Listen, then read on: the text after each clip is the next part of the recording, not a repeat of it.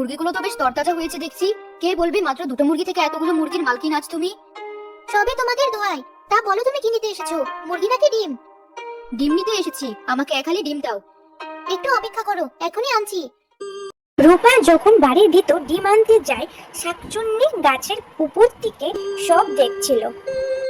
কটা মুরগি এখানে, আর সবগুলো মুরগি আটকানো। এই মুরগিগুলোকে ধরা সহজ হবে, আগের মুরগিটার মতো আমার হাত থেকে সহজে পালাতে পারবে না।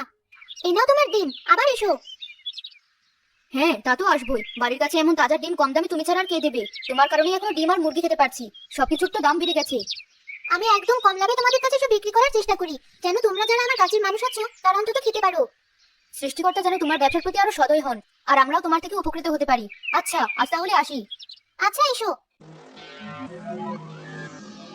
যা, অবশেষে এদের কথা শেষ হলো। সে কখন থেকে দুটো কথা বলেই যাচ্ছি, আমার কোনো নাম গন্ধও পাচ্ছিলাম না।